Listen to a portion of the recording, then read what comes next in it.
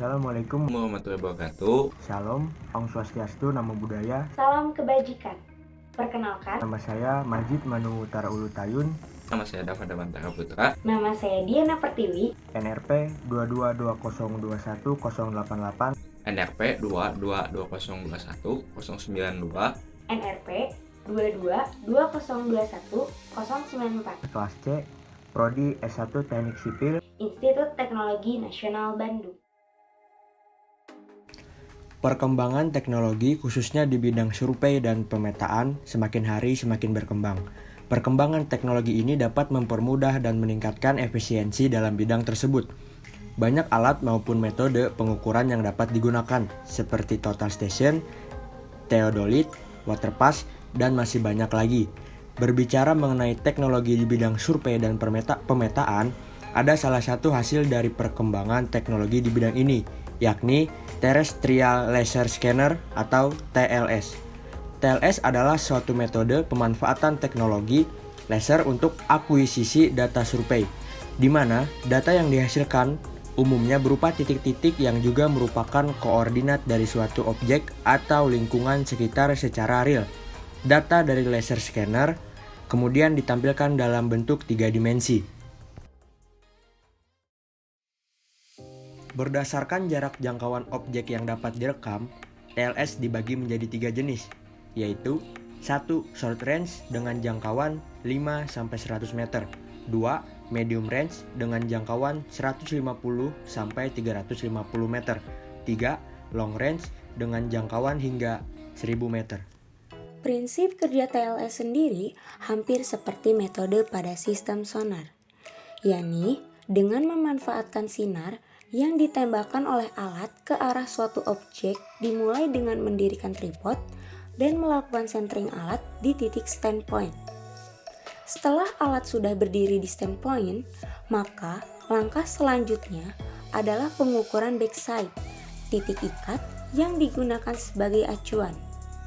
Sinar yang dihasilkan tersebut dipantulkan kembali oleh objek tersebut dan ditangkap oleh TLS.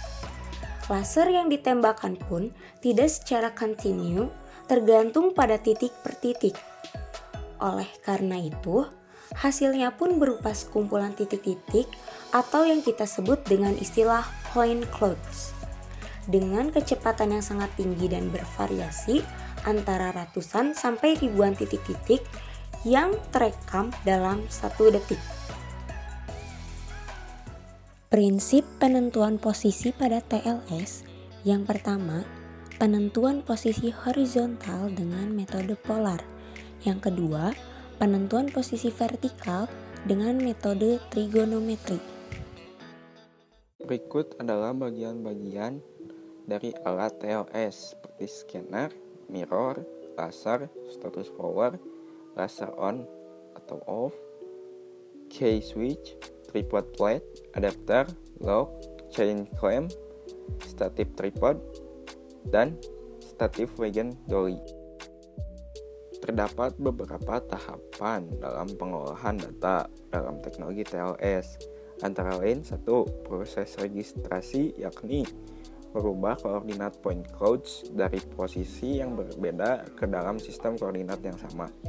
2. Proses filtrasi. Proses ini menggunakan perangkat yang lunak. Telah tersedia satu paket untuk proses pengolahan data point clouds. 3. Proses georeferencing. Pada tahap ini diperlukan koordinat titik-titik tempat berdiri alat agar point cloud berada dalam sistem koordinat. 4. Pemodelan 3 dimensi. Pada tahap pemodelan 3 dimensi dilakukan proses meshing, yaitu dengan melakukan warping, di mana point clouds diproses menjadi bentuk triangulated irregular network atau yang disingkat TIN sebagai pembungkus permukaan objek, sehingga diperoleh model mesh. Adapun kelebihan TLS jika dibandingkan dengan metode konvensional lainnya. Yang pertama, lebih efisien dari segi waktu karena perolehan data survei akan jauh lebih cepat.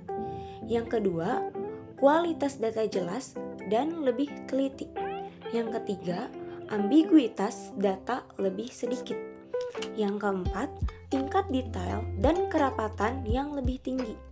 Yang kelima, akuisisi data lebih aman.